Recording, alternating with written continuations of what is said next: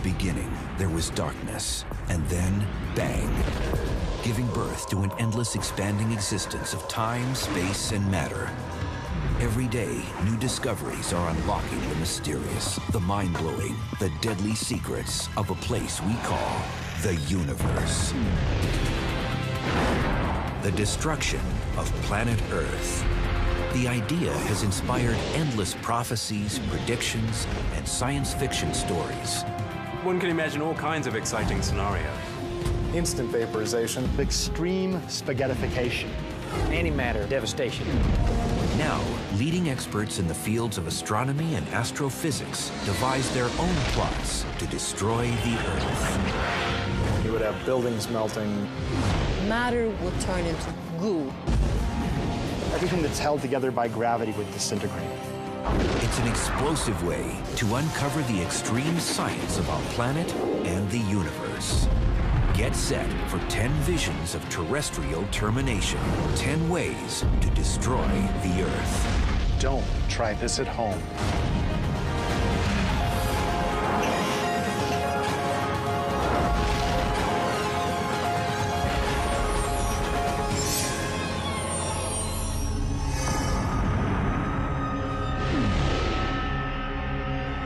Survival. It's a game our planet plays every day against an aggressive universe. But for 4.5 billion years, the sides have been evenly matched. So the game goes on. There are all kinds of things out there that could kill us, but none of them have managed it. Some threats, like hyper-intense gamma-ray bursts from distant galaxies, miss us completely. Other dangers never make it through our invisible barriers. Earth's magnetic field keeps out dangerous charged particles. The ozone layer filters ultraviolet radiation. But even though the cosmos can't figure out how to destroy the Earth, some top scientists have their own ideas, like Dr. Bruce Betts, an expert on the risks Earth faces from asteroids and other space debris. A favorite way to destroy the Earth in my more maniacal moments, I'd probably go with my roots and slam a nice-sized object into the Earth. And so our countdown to catastrophe commences with number 10, Smackdown from Space.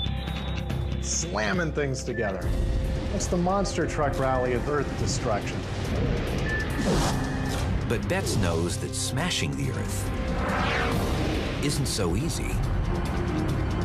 Nasty impacts cause destruction,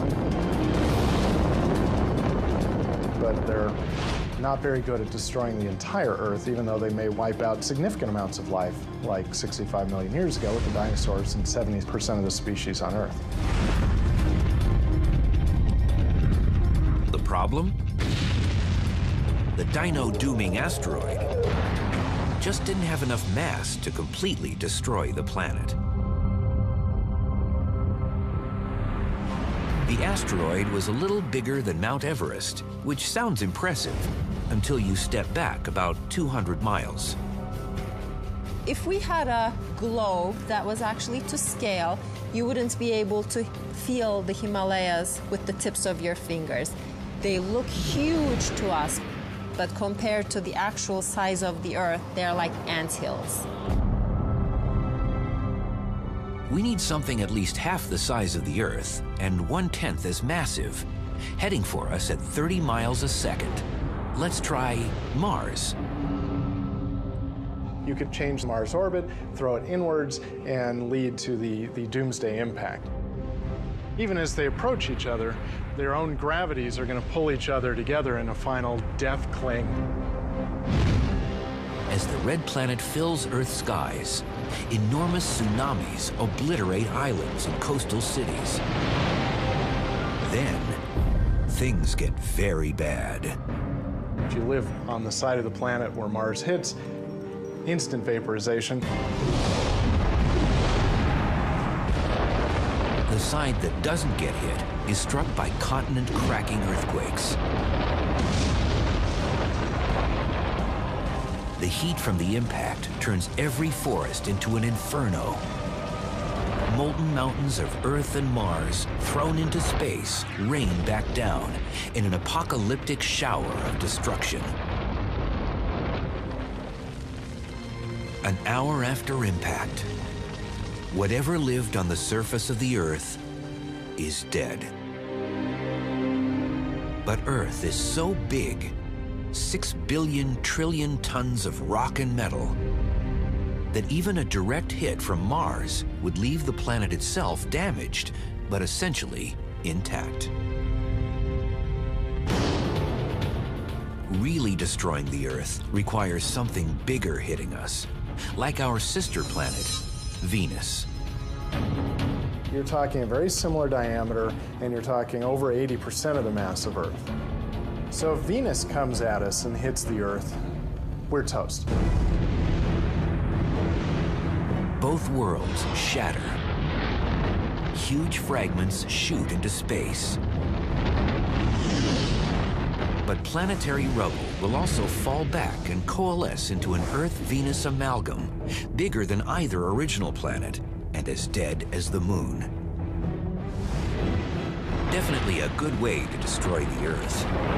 But how likely is it? 4.5 billion years ago, something as big as Mars did hit us. The early molten Earth was still cooling when a smaller planet struck us hard. It's like a ball hitting in the sand, knocking a bunch of particles. The object blew off part of the Earth's crust and formed a disk of debris around the Earth. From that debris, the Moon formed quite shortly thereafter. But while planetary impacts are possible, Venus is more than 23 million miles from Earth, and Mars is at least 35 million miles away. So how would you get them from there to here? Planets are normally in very stable orbits.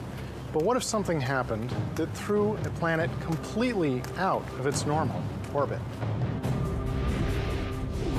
Mercury, the innermost planet to the Sun, has a rather elliptical orbit. It's subject to various gravitational perturbations by other planets.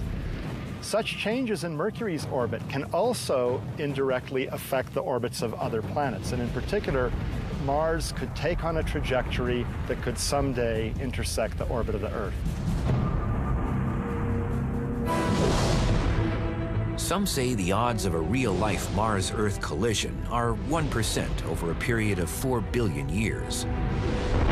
Not likely enough to worry about, but not impossible. Imagine that there's a single fly in this entire stadium, and it's flying from goalpost to goalpost. If I just go like this with my hand, what are the chances that I'm going to catch that fly? You wouldn't say it's 0, because there's no real reason why it can't happen, but you would say it's extremely small. Planetary impact is one way to destroy the Earth, but we're just getting started. Now, if you want to have a longer, slower, more painful process, then perhaps you end up having the Earth's orbit modified somehow so that it ends up moving outwards from the Sun. Welcome to the number 9 way to destroy the Earth, the Big Freeze. Under normal circumstances, our elliptical orbit takes us 3 million miles farther from the Sun in July than in January. The reason it's warm in July north of the equator is because that's when the northern hemisphere tilts towards the Sun. If we spun the Earth away from the Sun at 3 million miles a year, the journey wouldn't be instantly fatal. If we move a little bit, we can deal with it. We wear more jackets. If we keep moving farther out, then things start to get uglier. At almost 200 million miles from the Sun, the light is only about 1/3 as bright. This would kill off most crops. The whole food chain would be broken down if the Earth were to go zooming away from the sun. And if you really play this game, if you get out at the orbit of Neptune, say, you might start freezing out most of our atmosphere. A nice day is 350 degrees below zero. Nothing survives on the icy surface. The oceans are frozen graveyards. But 2.5 miles below the surface, the water is still liquid, thanks to the heat from undersea volcanoes. Sulfur hydroxide from these hydrothermal vents will continue to feed large tube worms and other exotic forms of chemosynthetic life. Continuing heat from the Earth's core may also help humanity survive in cities below the surface. Mankind is a very resilient species, and if the Earth were spiraling out on this freezing death orbit, then I think it's very likely that we would find ways to dig in underground. You could use the geothermal energy to convert some of the frozen materials back into the liquids and turn some of the water into oxygen and gases that you need. Subterranean farms might support a few million people. It might not be pretty, but the planet, and at least a fraction of its people, could survive. But that's not the case with the number 8 way to destroy the Earth, zooming toward the sun, and the Big Burn.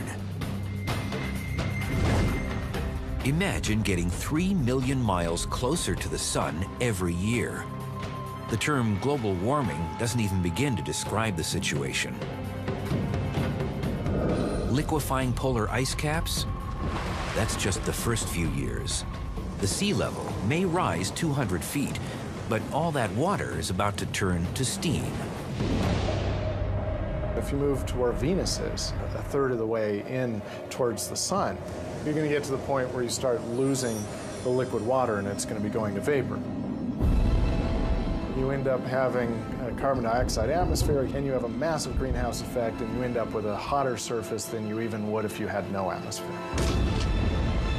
From Alaska to Australia, the average temperature is 900 degrees Fahrenheit.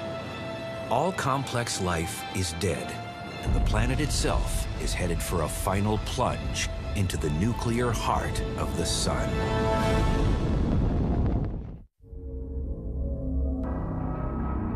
Astronomers and astrophysicists have come up with 10 ways to destroy the Earth. And after being smashed and slowly frozen, the planet's on a death spiral into the sun in the number 8 way to destroy the Earth, the Big Burn.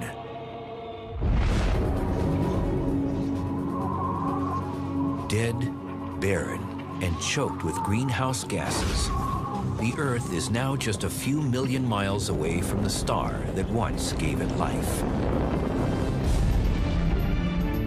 Eventually, all that we would have left would probably just be a big ball of burnt, charred cinder that's moving closer and closer to the sun. And as you got really close to the sun, even that would be vaporized away. The vapor is going to be moved away by effects like the solar wind. You're going to strip it off. And I suppose for some brief period it would look like a comet. At last, only the core remains. A 4,300-mile wide ball of iron, nickel, and radioactive metals, as hot as the sun's surface, but 2 million times smaller. And that's what would end up actually colliding with the sun.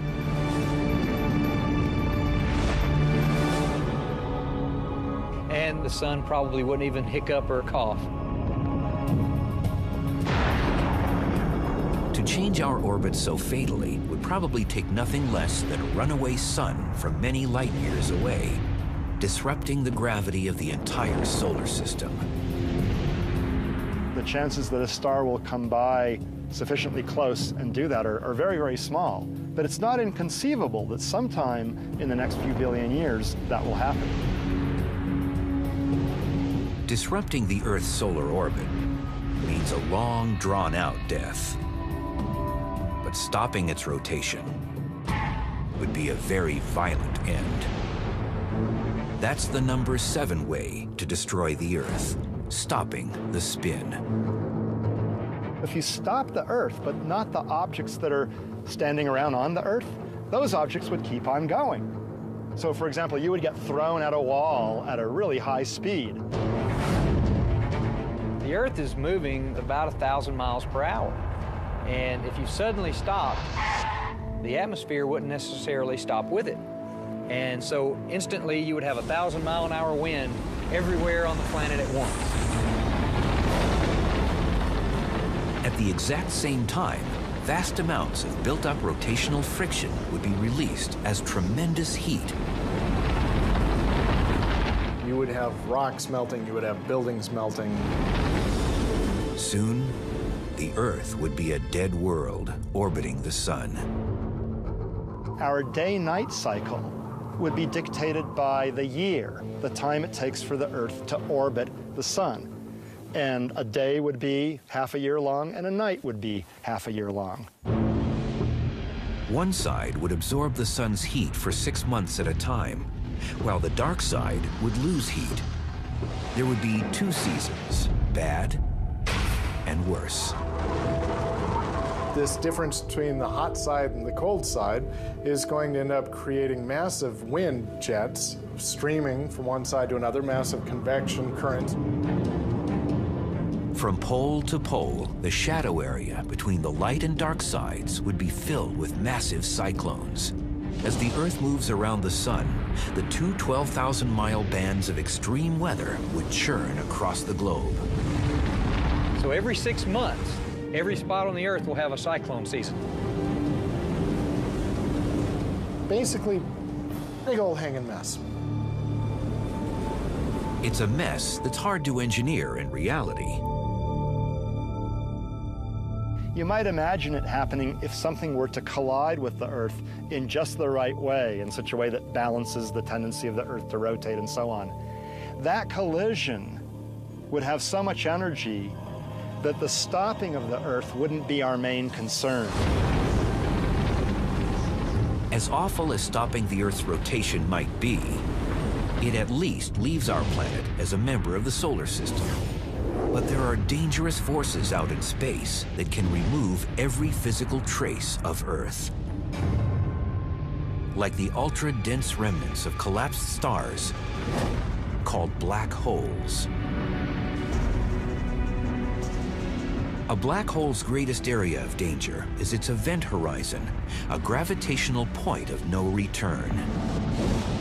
If something is crossing it, there is no way that it can go back out. It sucks the space-time around it towards itself, so that matter just present in that space-time also gets sucked into the black hole. A typical stellar mass black hole weighs in at around 5 to 10 times the mass of the Sun. Putting something like that next to the Earth would certainly destroy the planet. But let's make it more interesting. What if the Earth were between 2 black holes? With 2 black holes, you'd have double the fun. And that's the number 6 way to destroy the Earth, torn between 2 black holes. One of the black holes would pull on the near side of the Earth more than on the center, stretching it out. It would also pull on the center more than on the far side, stretching it out as well. The other oppositely directed black hole would do the same thing. The black holes wrench the Earth's crust, lifting tectonic plates and distorting the semi-solid lithosphere below. Molten magma triggers apocalyptic volcanic eruptions, and the black holes keep most of the ash and dust from falling back to Earth. In the oceans, huge tides rise and never fall. As parts of the planet fall into the black holes, matter and gases turn into deadly energy. The stuff falling into the black hole will be bursting out X-rays. And these X-rays would flood the planet and kill everybody pretty quickly. Meanwhile, Earth is being stretched to its breaking point. They would be stretching the Earth in opposite directions, and it would be like that famous business of tying horses to the four limbs of someone, tearing them apart. Will the stretched out planet forever link the black holes? Or will it snap in half? On the list of 10 ways to destroy the Earth, number 6 finds the planet in very bad shape, torn between two black holes. It's a gravitational tug of war, with Earth as a rope that can't withstand the strain.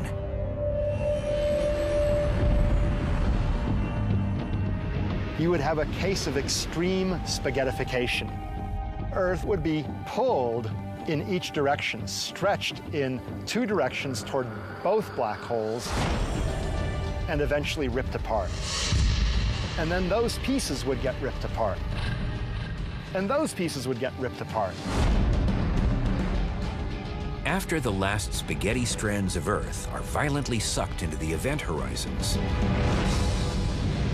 the two black holes will be bookends on the empty shelf where Earth once stood.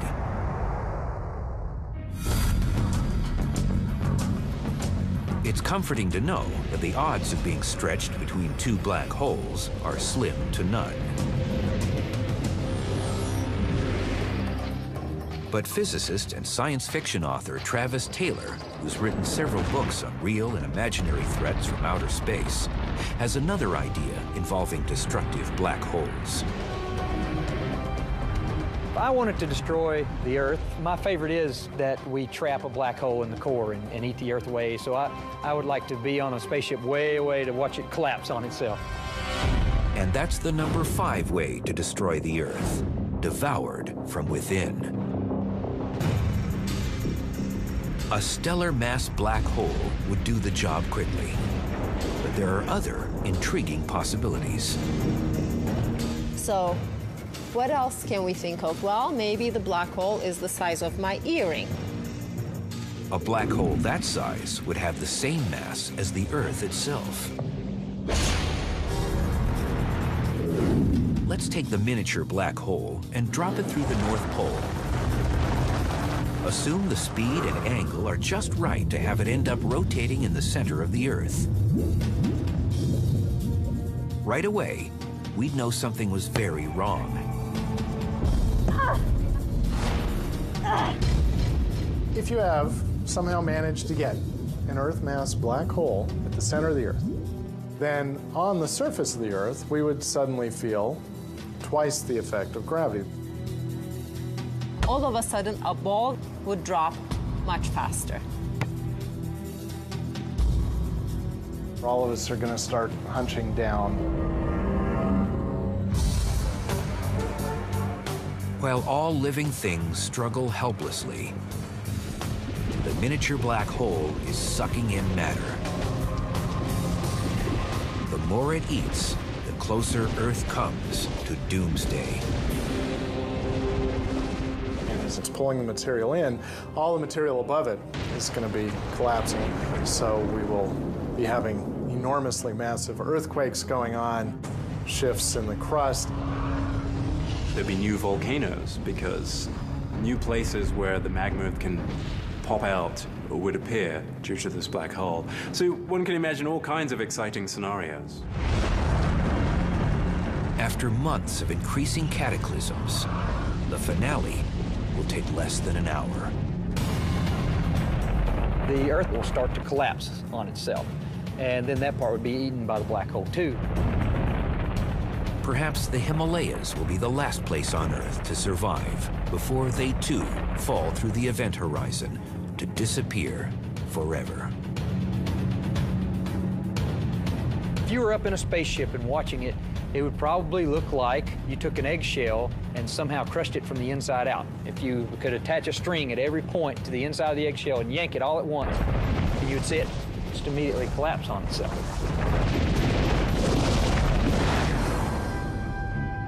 All that would remain is the black hole. The mass of the Earth would just exist now inside that black hole. no one has ever found an Earth-mass black hole. Normal black holes only form from the supernova death of stars that were at least 10 times more massive than the Sun. But black holes with 1 million times less mass might be out in the universe. According to one hypothesis, shortly after the Big Bang, there was so much matter packed so densely together that millions of miniature so-called primordial black holes could have been formed without the need of dying stars. We don't know of the existence of such black holes, but they could exist and they could devour the Earth. Probably we don't want to go and find one of these just to try it out. But could we create a mini black hole right here on Earth? Perhaps with a particle accelerator like the Large Hadron Collider in Europe? That's what Justin L. from Salt Lake City, Utah wanted to ask the universe. So he texted us. Can a super collider cause a black hole? Justin, great question. A lot of physicists would like to know whether the Large Hadron Collider will produce mini black holes. In principle, it can if it compresses a lot of material into a sufficiently small volume. Then it'll produce a black hole. But don't worry, such black holes will quickly evaporate and they won't devour the Earth. In space, the destructive power of black holes comes from their irresistible gravity. But a lack of gravity could be even more dangerous for the Earth. That's what intrigues astronomer Alex Filipenko, whose groundbreaking studies of dark energy and the acceleration of the universe have inspired his own vision of doom. Perhaps my favorite way to destroy the Earth is through a disruption of what we call gravity. And that's the number 4 way to destroy the Earth. Turn off the gravity. Everything we do depends on a balanced relationship with gravity. But what if gravity decided to end the relationship? Without gravity, what goes up will never come down. Airplanes will never land. Trees are rooted to the ground until the ground comes apart. And all that is just a warm-up for the real disaster to come. Earth itself would begin to break apart, piece by piece. It seems impossible. But could gravity really be switched off? Incredibly, the answer is possibly. In the future, gravity may cease to exist.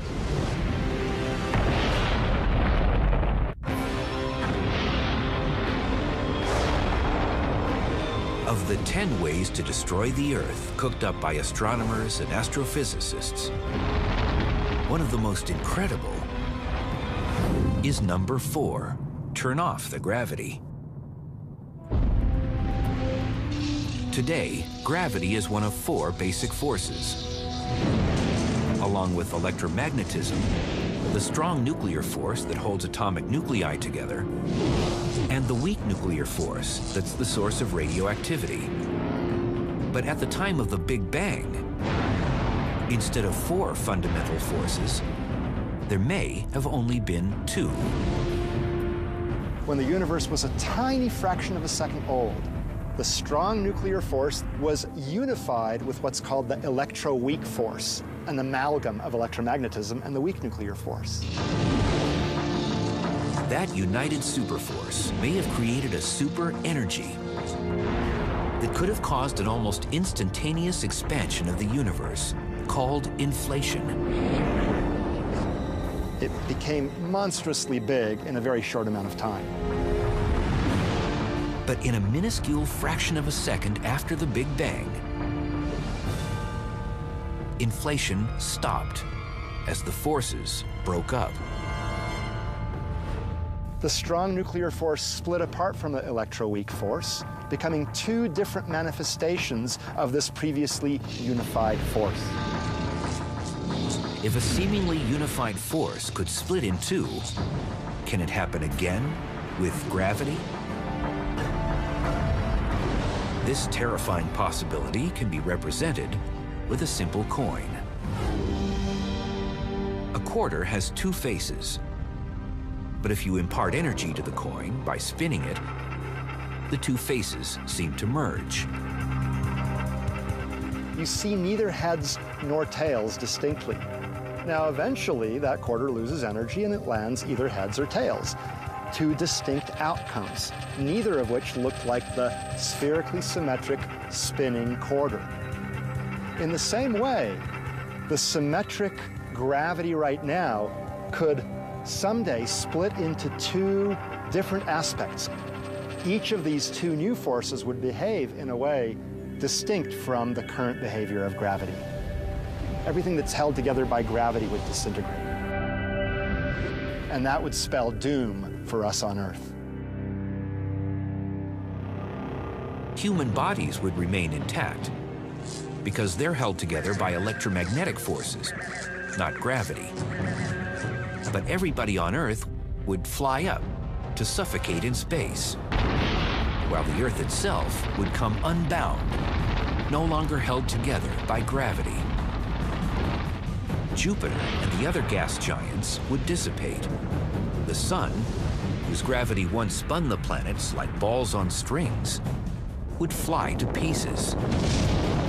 Most of the Sun is all big hot ball of gas anyway, and it's held there by its own gravity. So what you would probably see is a star drift away rather quickly. The Sun wouldn't be held together, the galaxy wouldn't be held together, everything would be drifting apart. The Earth would be just random particles in a small corner of a universe of cosmic dust. That would be a pretty amazing ending.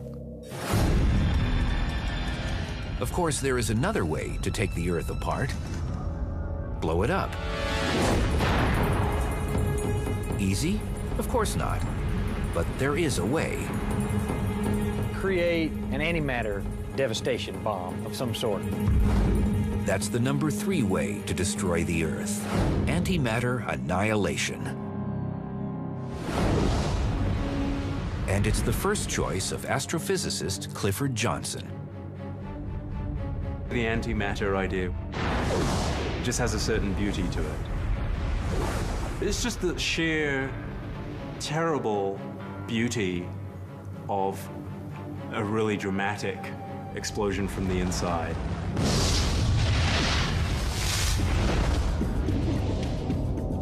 Antimatter is just like matter, only the opposite. And matter and antimatter destroy each other in a blaze of glory. So basically, this is Einstein's equals mc squared in action.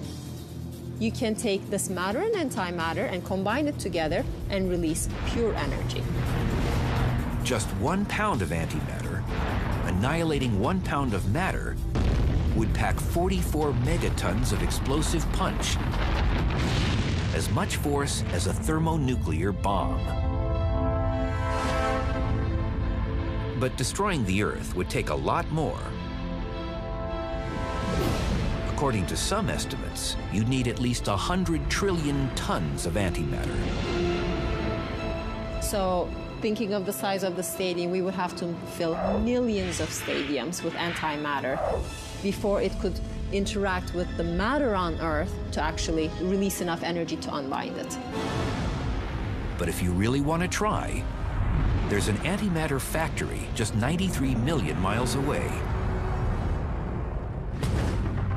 When enough magnetic energy builds up in the nuclear furnace of the Sun, it's released in an explosive solar flare. A big flare can generate as much as 2 pounds of antimatter. Contact with matter destroys the antimatter almost instantaneously, but there are ways of containing it. You can suspend it without touching it by using various kinds of electric and magnetic fields. So you can keep a quantity of antimatter suspended indefinitely.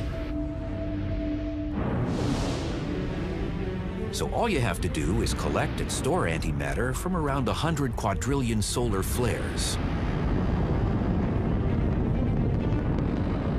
Once you've got your 100 trillion tons of antimatter, just transport it to Earth and turn off the electromagnetic field so it can come in contact with normal matter. Maybe put it at the center of the Earth somehow, and then let it do its thing.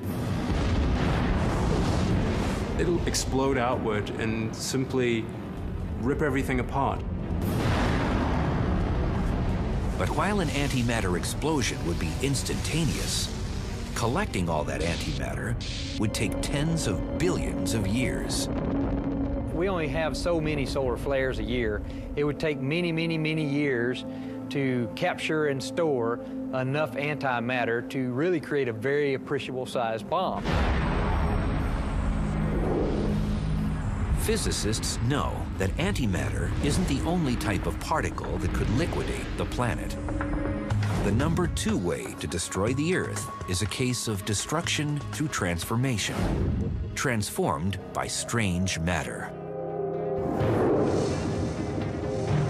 This is big trouble that starts at a tiny level, smaller than protons and neutrons, in the weird world of quarks. Particles with names like up, down, and strange. Try not to get hung up too much on the semantics of what a quark is. You might want to say it's a subatomic particle, the thing that makes up the other things. Some physicists theorize that an equal number of up, down, and strange quarks would make up a strangelet, a particle of something called strange matter.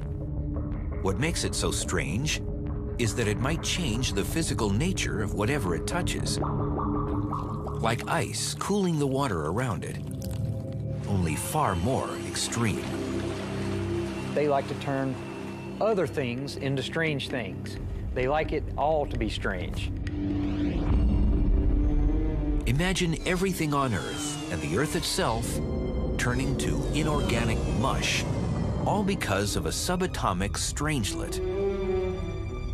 Fortunately, there aren't any strangelets on Earth. But inside the collapsed suns called neutron stars, it might be possible for the immense gravity to press together up, down, and strange quarks into strange matter. We are getting very close to the answer. We might know in the next few years. So if you did find a microscopic lump of strange matter in a neutron star, somehow got it back to Earth and dropped it, say on the top of the Empire State Building, what would happen? A, nothing, or B, All these strange quarks could change the state of matter here on Earth. a chain reaction has begun. The strangelets are reacting with ordinary matter. The Earth is changing. But into what?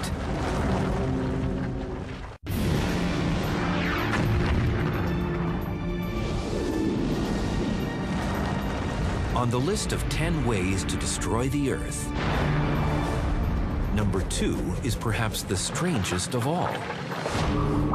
Transformed by strange matter. If you wanted to convert the entire planet into a big bunch of strange quarks, all you would need to do is put a few strange quarks here and there, then the Earth would start turning itself strange. Even more strange than it is. Strange matter, a lump of quark material called strangelets, has been let loose on Earth. And an astonishing event happens. The first thing it touches turns to strange matter. Then the next thing. Pretty soon, you would be a strange version of yourself. Even when we look at subatomic levels, just at the nucleus, there is a well-defined structure. We can tell apart protons and neutrons, etc. But if you lost that structure, then matter would lose the shape that we know of. The unique orbits and numbers of particles that make up the individual elements now form an undifferentiated mass. everything becomes the same strange matter, from atomic nuclei to monuments and mountains. And whatever is alive dies. And once it starts, this transition would be fairly rapid. It would be like dissolving something into one huge glob of matter. It would turn into just this goo, this soup of quarks. You could end up converting the entire Earth into one big piece of strange matter.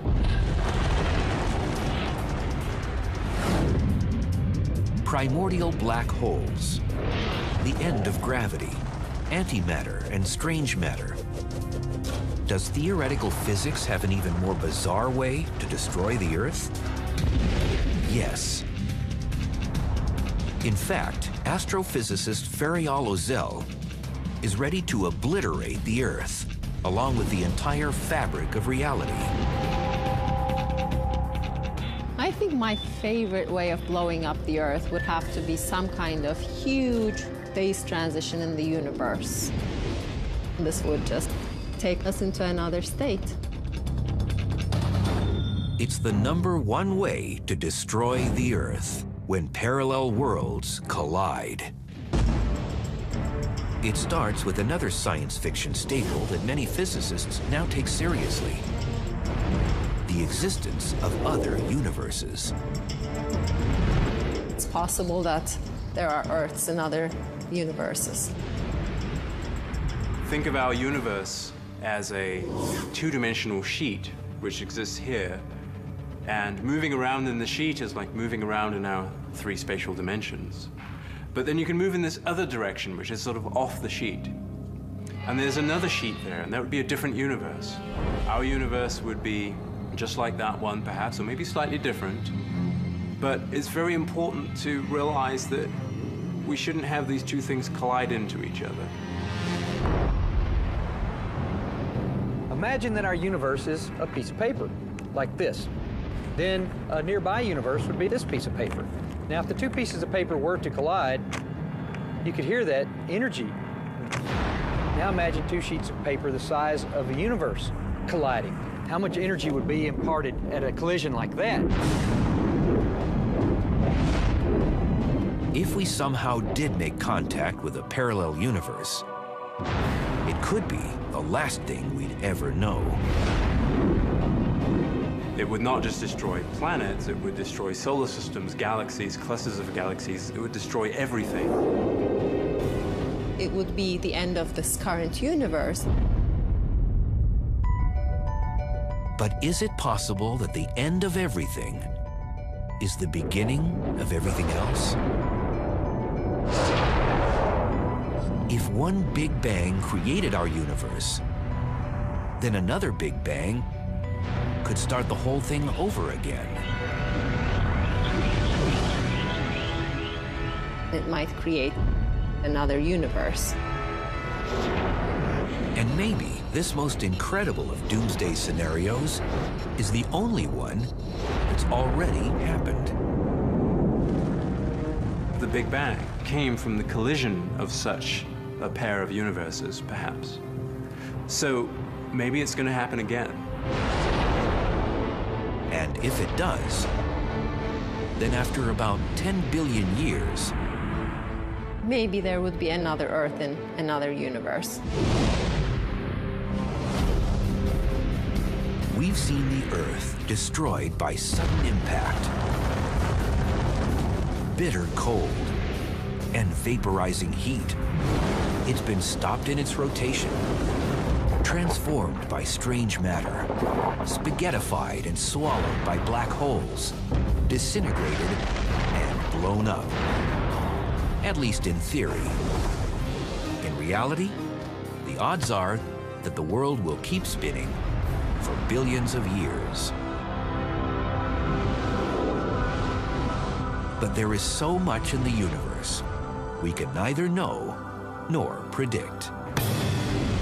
A whole new Earth in a whole new universe. That could be a totally different place, even with different physical laws. That means we get to think of 10 new ways to destroy the Earth.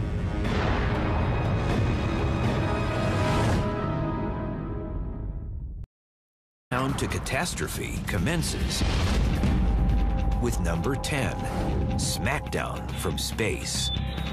Slamming things together. It's the monster truck rally of Earth destruction. But Betts knows that smashing the Earth isn't so easy. Nasty impacts cause destruction, but they're not very good at destroying the entire Earth, even though they may wipe out significant amounts of life, like 65 million years ago with the dinosaurs and 70% of the species on Earth. The problem? The dino-dooming asteroid just didn't have enough mass to completely destroy the planet. The asteroid was a little bigger than Mount Everest, which sounds impressive until you give way to uncover the extreme science of our planet and the universe. Get set for 10 visions of terrestrial termination, 10 ways to destroy the Earth. Don't try this at home.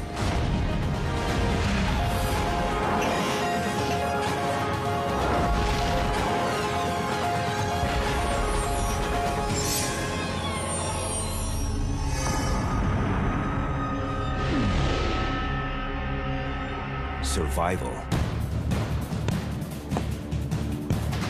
It's a game our planet plays every day against an aggressive universe. But for 4.5 billion years, the sides have been evenly matched, so the game goes on. There are all kinds of things out there that could kill us, but none of them have managed it. Some threats, like hyper-intense gamma-ray bursts from distant galaxies, miss us completely. Other dangers never make it through our invisible barriers. Earth's magnetic field keeps out dangerous charged particles. The ozone layer filters ultraviolet radiation. But even though the cosmos can't figure out how to destroy the Earth, some top scientists have their own ideas, like Dr. Bruce Betts, an expert on the risks Earth faces from asteroids and other space debris. A favorite way to destroy the Earth in my more maniacal moments, I'd probably go with my roots and slam a nice-sized object into the Earth. And so our countdown. In the beginning, there was darkness, and then bang, giving birth to an endless expanding existence of time, space, and matter. Every day, new discoveries are unlocking the mysterious, the mind-blowing, the deadly secrets of a place we call the universe. The destruction of planet Earth. The idea has inspired endless prophecies, predictions, and science fiction stories. One can imagine all kinds of exciting scenarios. Instant vaporization. Extreme spaghettification. Antimatter devastation. Now, leading experts in the fields of astronomy and astrophysics devise their own plots to destroy the Earth. You would have buildings melting. Matter would turn into goo. Everything that's held together by gravity would disintegrate. It's an explosive step back about 200 miles. If we had a globe that was actually to scale, you wouldn't be able to feel the Himalayas with the tips of your fingers. They look huge to us, but compared to the actual size of the Earth, they're like anthills. We need something at least half the size of the Earth and 1/10 as massive, heading for us at 30 miles a second. Let's try Mars. You could change Mars' orbit, throw it inwards, and lead to the doomsday impact. Even as they approach each other, their own gravities are going to pull each other together in a final death cling. As the red planet fills Earth's skies, enormous tsunamis obliterate islands and coastal cities. Then, things get very bad.